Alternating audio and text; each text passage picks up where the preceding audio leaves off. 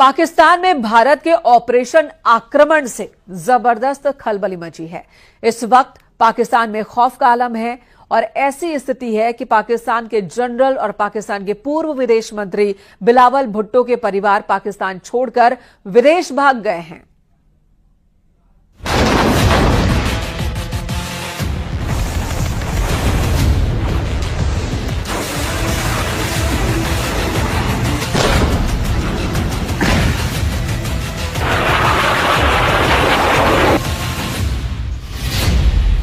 Pakistani media का दावा, 3 मई को भारत करेगा हमला।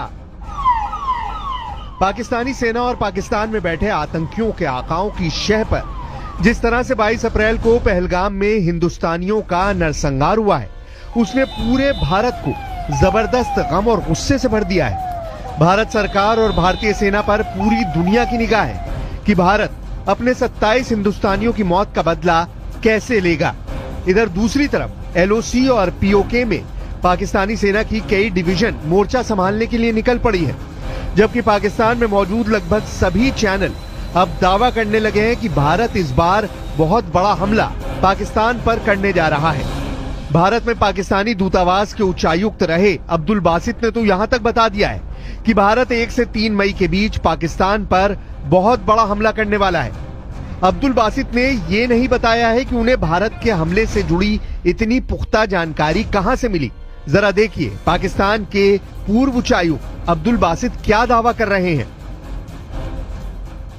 भारत जो है कोई कार्रवाई करता है, जो करेगा वो आज हो, कल हो, हफ्ते के बाद हो। देखिए ना, पुलवामा का वाकया हुआ था 14 फरवरी को। हाँ जी। और बालाकोट का वाकया हुआ था 26 फरवरी को, यानी 12 दिनों के बाद भारत ने वो कार्रवाई की थी।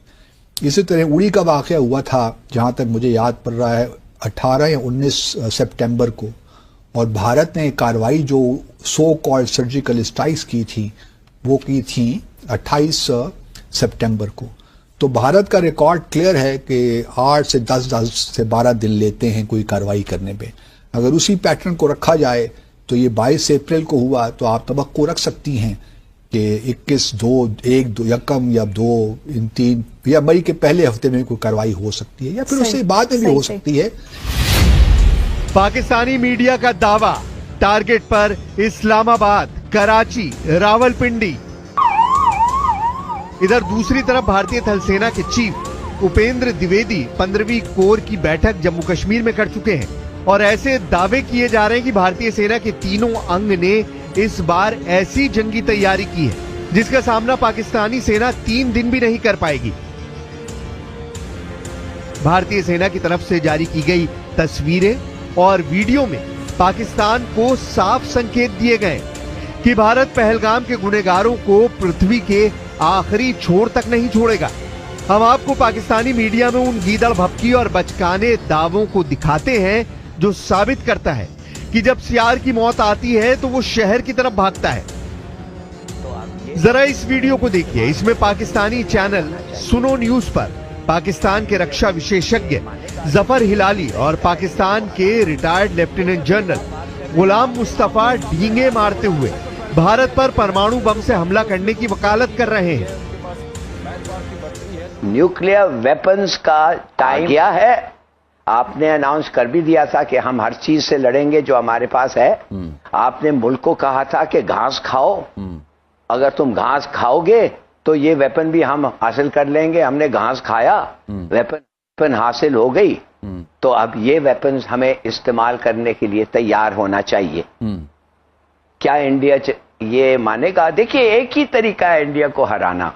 वो क्या तरीका है? बात कर रहे हैं आपने हिलाली साहब बड़ा अच्छा कंपैरिजन किया कि कन्वेंशनल जो वॉरफेयर है उसमें तो उनकी अददी बर्तरी है, उनके पास मैन पावर की बर्तरी है। तो आप कह रहे हैं कि नॉन कन्वेंशनल और जो आपका सबसे इंपॉर्टेंट टूल है दैट इज न्यूक्लियर टूल, आप कह रहे हैं वो बाकी रह गया है, उसके अलावा बाकी ऑप्शंस में हम शायद उनको बीट ना कर सकें, ये कह रहे हैं आप? यस, और कोई ऑप्शंस हमारा है ही नहीं, ओनली न्यूक्लियर ऑप्शन। और हमारे पास 160 न्यूक्लियर वॉरहेड्स हैं। एक ही तरीका है हिंदुस्तान को जीतने से रोकना।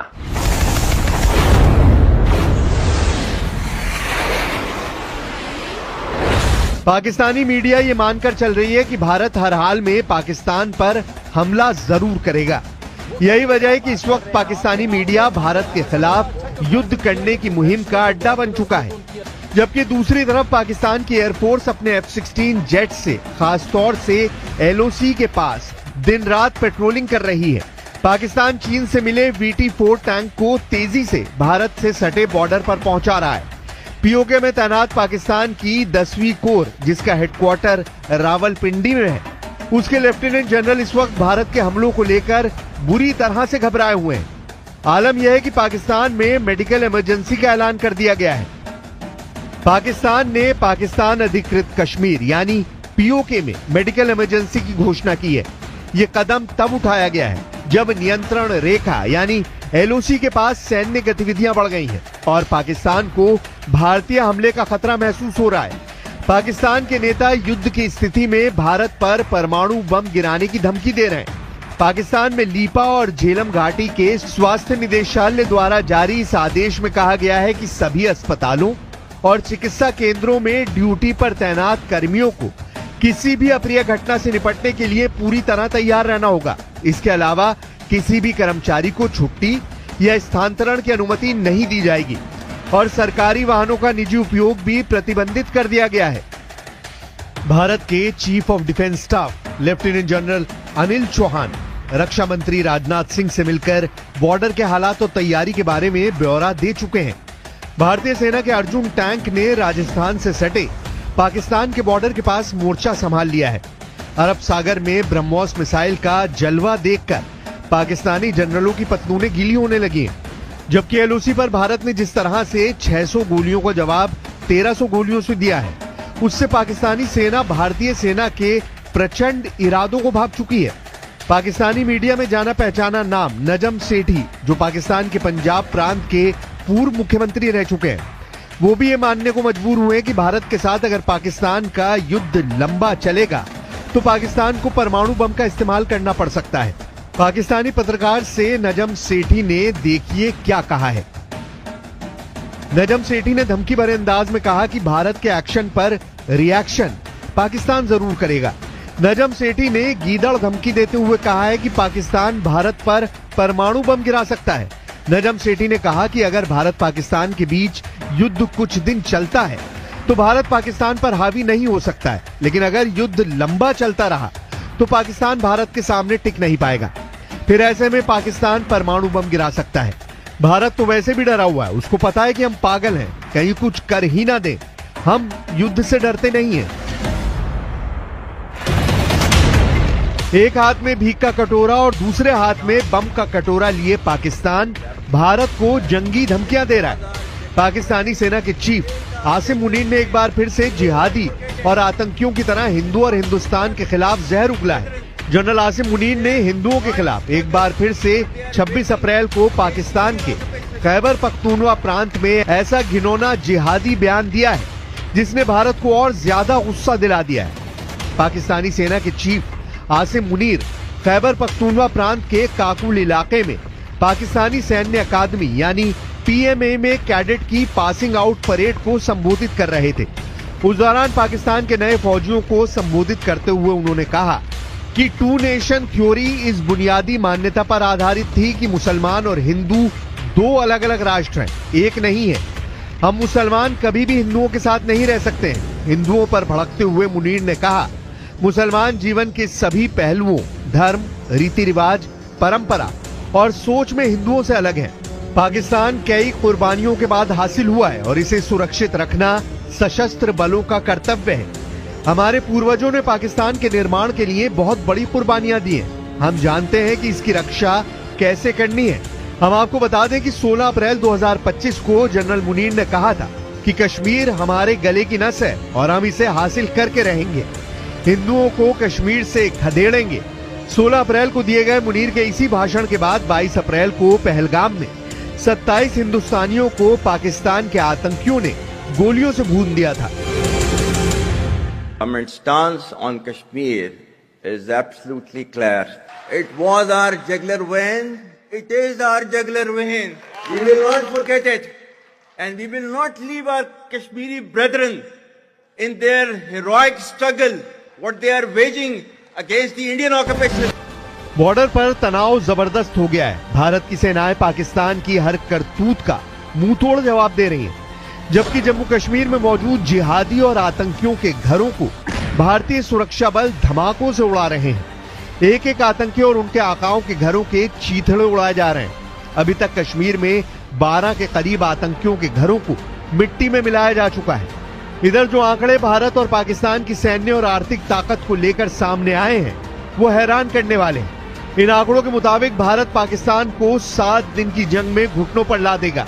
कुछ एक्सपर्ट्स का तो यहां तक दावा है कि पाकिस्तानी सेना भारतीय सेना के सामने 3 दिन भी नहीं टिक पाएगी। जरा ये आंकड़े देखिए। अगर सैन्य बजट की बात करें तो भारत का रक्षा बजट इस समय 78.7 बिलियन डॉलर है, जबकि पाकिस्तान का रक्षा बजट सिर्फ 7.6 बिलियन डॉलर है। यानी भारत का सैन्य बजट पाकिस्तान से लगभग 10 गुना ज्यादा है। इसका सीधा मतलब यह है कि भारत के पास अत्याधुनिक हथियार, बेहतर ट्रेनिंग सुविधाएं और एक मजबूत सैन्य तंत्र है। पाकिस्तान के पास भारत का मुकाबला करने के लिए संसाधनों की भारी कमी है।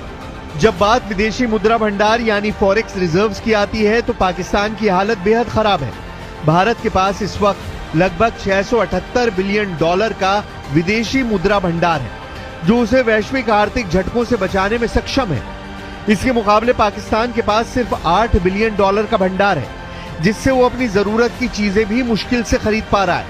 जब खजाना खाली हो तो जंग लड़ने के दावों का धुआं निकल जाया करता है। शेयर बाजार के मोर्चे पर भी पाकिस्तान भारत से बहुत पीछे है। भारत का स्टॉक मार्केट इस वक्त लगभग 4 ट्रिलियन डॉलर के मार्केट कैप के साथ एशिया में सबसे मजबूत बाजारों में से एक है। इसके उलट पाकिस्तान का शेयर बाजार महज 100 बिलियन डॉलर से भी कम के बाजार पूंजीकरण पर सिमटा हुआ है। यह अंतर निवेशकों के भरोसे और आर्थिक मजबूती का बड़ा प्रमाण है। यानी पाकिस्तान ना तो सैन्य तौर पर और ना ही आर्थिक तौर पर भारत से मुकाबला कर सकता है। भारत कभी भी जो है पानी पाकिस्तान का नहीं रोकेगा। ये हमारे ऑफिशियल डिटेरेंस का एक हिस्सा है जी। हमारा डिटेरेंस इस बात जो है, अगर हमने न्यूक्लियर वेपन्स बनाए हैं तो उसमें एक ये भी है क्योंकि हमारी सर्वाइवल का मसला है ना। बिल्कुल। अगर पानी नहीं आता तो हमारा सर्वाइवल खतरे में पड़ जाएगा।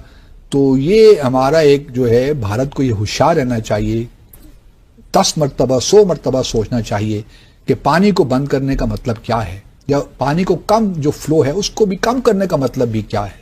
सही। अगर 133 मिलियन एकड़ फीट से एक कतरा भी कम हो गया तो फिर भारत को ख्याल रखना चाहिए। और अगर यहाँ पे पानी नहीं बहता इन दरियाओं में तो फिर खून तो बहेगा, क्योंकि और तो कुछ हमारे पास उसका इलाज नहीं है। तो टैक्टिकल न्यूक्लियर वेपन्स अनसर जो है हमने सिर्फ दिखाने के लिए नहीं रखे हुए, उसका कुछ इस्तेमाल का अगर वक्त आया तो वो इस्तेमाल भी होंगे। इधर पाकिस्तान के प्रधानमंत्री शहबाज शरीफ युद्ध की धमकी दे रहे हैं। पाकिस्तान के पूर्व विदेश मंत्री बिलावल भुट्टो सिंधु नदी में खून की नदी बहाने के दावे कर रहे हैं। रक्षा मंत्री ख्वाजा आसिम खुद मान रहे हैं कि पाकिस्तान आतंकियों का अड्डा बन चुका है, जिसकी कीमत पाकिस्तान को भुगतनी पड़ सकती है। We had no extremism at all. We were a very tolerant society.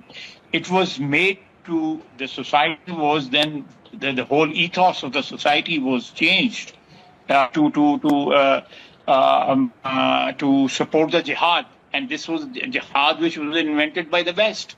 It was not a jihad, it was a power struggle between two superpowers. कुल मिलाकर तबाह पाकिस्तान अगर भारत से जंग करना चाहता है तो यकीन मानिए इस बार पाकिस्तान दुनिया के नक्शे से जरूर मिट जाएगा।